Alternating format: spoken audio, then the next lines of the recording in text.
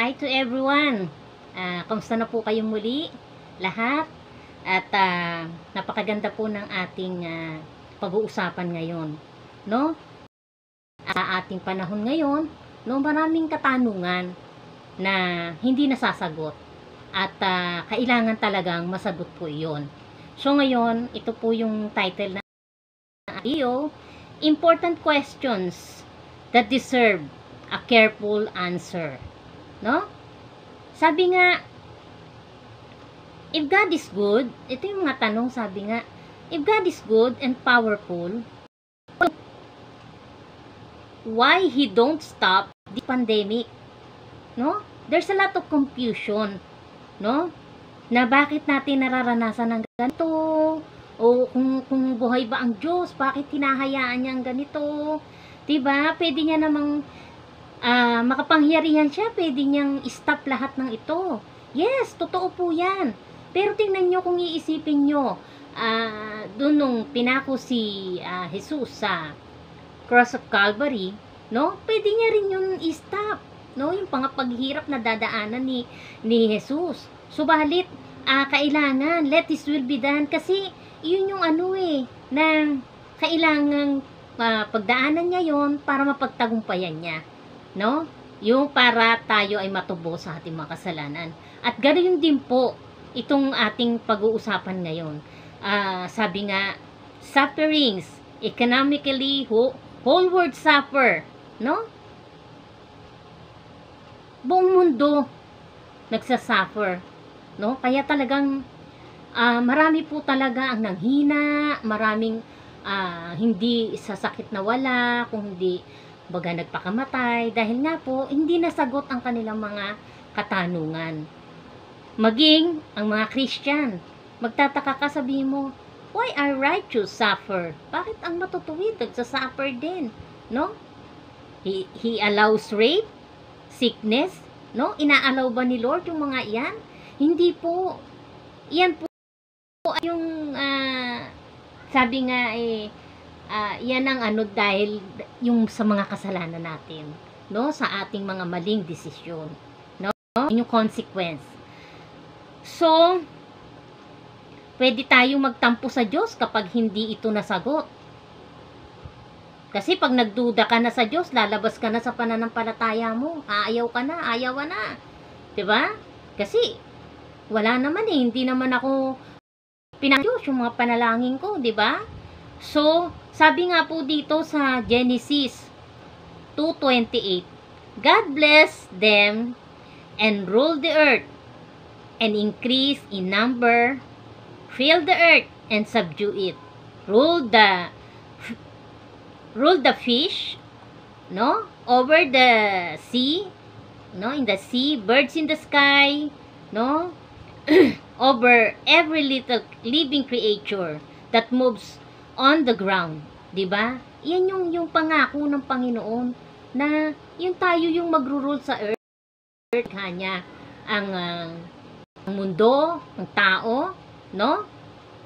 Before walang suffering, no? And because of sin, madami ang nagsuffer. Ito po yung resulta ng kasalanan, yung mga suffering natin, no? Kasi ito yung minana natin kay Eva at kay Adan Pero ang plano ng Panginoon, napakaganda, diba? Alam naman natin yan. Magkaroon tayo ng buhay na masagana at kasiya-siya. Kaya talagang ang Diyos po nag-iintay kung sino yung mga magre-repent. Sa huling panahon, no? Hindi siya nagmamadali, hindi siya late. Ayaw niya tayo mapahamak. At pag dumating ang Panginoon, He will make right all things. No? Perfect timing po si Lord. He died for us, for our sins. He is powerful. No? Kaya, yun po yung dapat nating isipin. Na kaya pala, nakakapasok ang mga sumpa na to, ay dahil sa kasalanan natin. At karamihan ay patuloy pa rin nagkakasala. Pinipili pa rin ang makamundo, no? So, sabi nga dito, mawawala na lahat ng pandemic. God is coming back very soon. Kaya talagang magrepent na po tayo. Wala namang perpekto at tayo ay nagkakasala, pero nasa sa atin pa rin po ang pagpili. Gusto mong patuloy na magkasala. So sabi dito sa second question, why do children of God seek and die? No? Pati yung mga mga Christian, may mga namamatay, no? Kasi nga po, may mga nagkakasakit, nakakalimutan na nila yung salita ng Diyos. No? Humiwalay na po sila sa salita ng Diyos, sa mga pangako ng Panginoon. Nila nagtiwala, tumingin na sila doon sa yung problema, which is hindi dapat. No? Ako man, aminado ako sa sarili ko, minsan dumadating din po yun sa mind ko. Pero salamat po sa aming putihing pastor na patuloy na nag-i-encourage sa amin. No? Naaalala ko po yung mga pangako ng Panginoon at kaya nga din po napakahalaga ng pagbabasa ng salita ng Diyos. Kasi iyon po yung weapon natin, yung sandata natin. Na kung ikaw ay walang-wala, maiisip mo yung Philippians 4:19, and my God shall supply all my needs according to His riches and glory.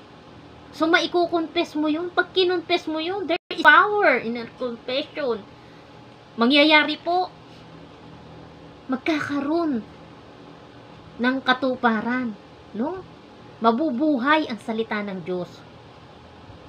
At alam niyo po ba, God will review all you've done, all, lahat ng pinagagagawa natin dito.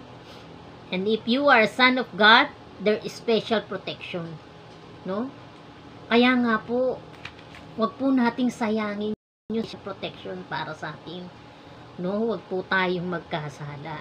Piliin natin hanggat maaari. Hallelujah, Lord God. Sabi dito, if the word of God preach the whole nation, then God will come back.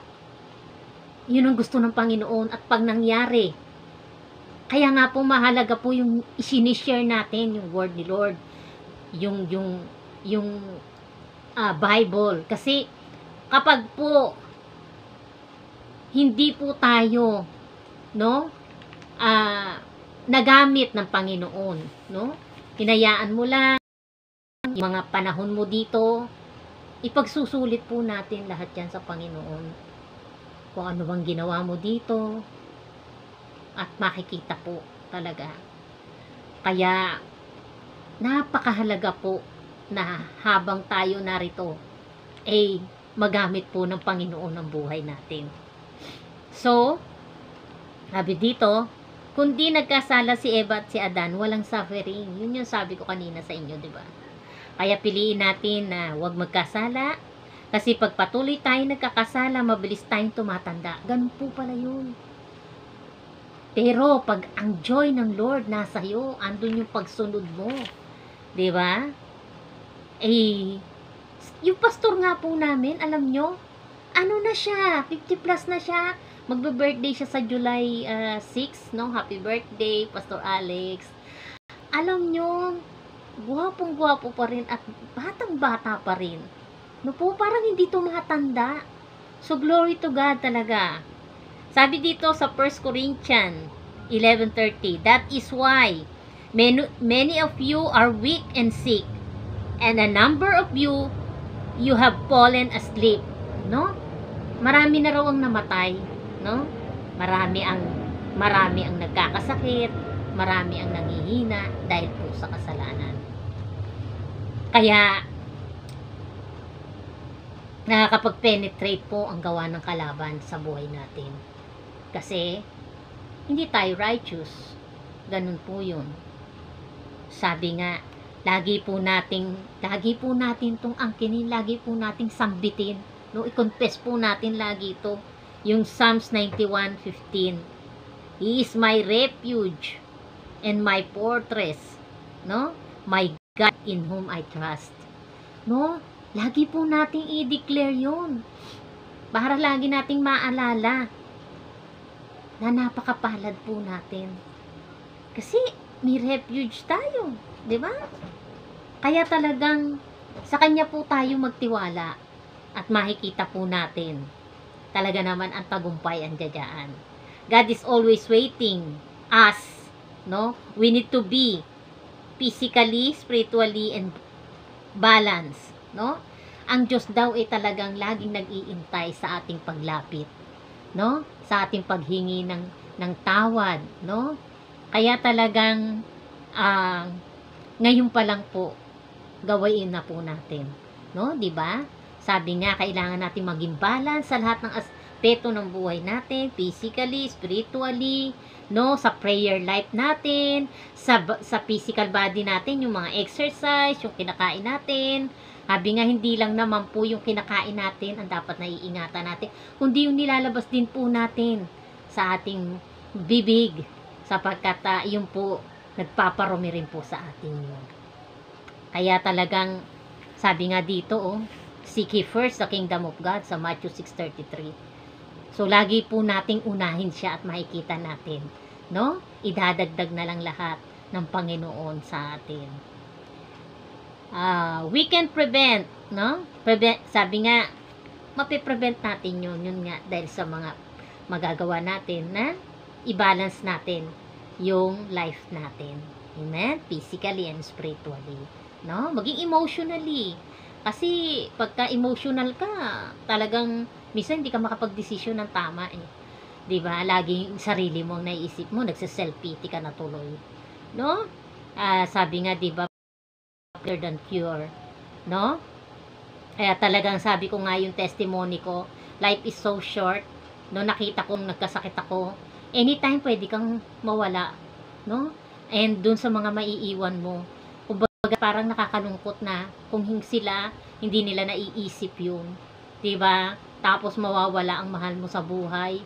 Pagkatapos, dun mo maiisip na, dapat na ipakita ko sa kanya yung pagmamahal ko, dapat sinunod ko yung nanay ko, yung tatay ko, o kumbaga ikaw ay magulang, dapat naging responsable ko sa mga anak ko, sa asawa ko, 'di ba?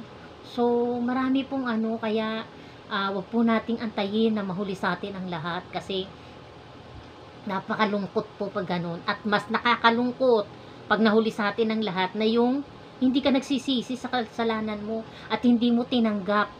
Sabi nga, tinanggap si Jesus as your personal Savior and Lord.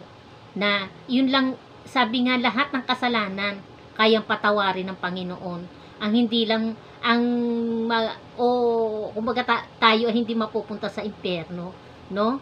Na ang isang bagay lang ang magiging dahilan na mapupunta tayo sa impyerno, yung kapag tinanggihan natin ang ating Panginoon, no? Tinanggihan natin yung salita niya, tinanggihan natin siya. Pag meron nag-share sa atin, hindi natin tinanggap si Jesus. Yun po ang magiging way para ikaw ay mapunta sa impyerno.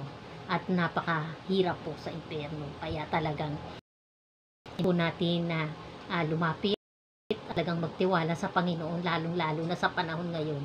At sabi nga, 'di ba, lahat naman 'yan may duration, may katapusan, no? At patuloy lang tayo na mag-intay sa Panginoon habang tayo ay nagagamit yung buhay natin. Parang ako, sabi ko,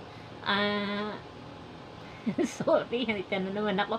Yun nga, na pag naalala ko nung na-hospital ako, talagang sabi ko, itong mga yung nalalabi kong buhay, gusto kong maipagamit sa Panginoon. Maging meaningful, maging kagamit-gamit, at maging encouragement sa iba.